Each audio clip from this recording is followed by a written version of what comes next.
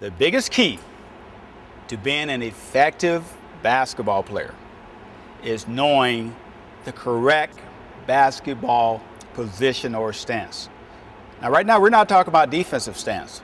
We're talking about basketball stance. So a lot of you all want to play basketball standing straight up, looking in the stands, and not in a strong athletic or basketball position. So we're going to talk about how to get into a very strong basketball position. First thing that's very important is your basketball base.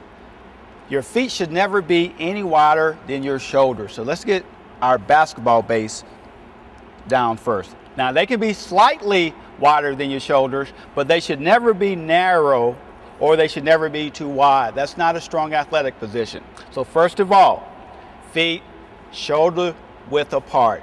Second thing is, in basketball, you play basketball with your knees bent. So bend your knees.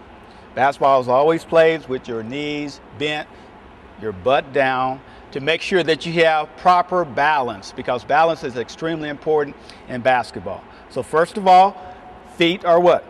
Shoulder length apart. Number two, you must bend your knees to have good balance. Number three, court vision is extremely important. You must always see the basketball court.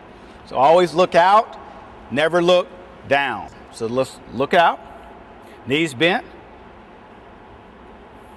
The last thing is you must be alert and ready to play. So let's summarize a strong basketball position. Now right now we're not talking about a strong defensive position, we're just saying overall basketball. Because it doesn't matter what you're doing. I don't care if you're shooting the basketball, I don't care if you're passing the basketball, I don't care if you're dribbling the basketball. Even if you're playing on the basketball defensively or rebounding the basketball, they all involve your knees being bent. They all involve having good court vision. They all involve extremely good balance.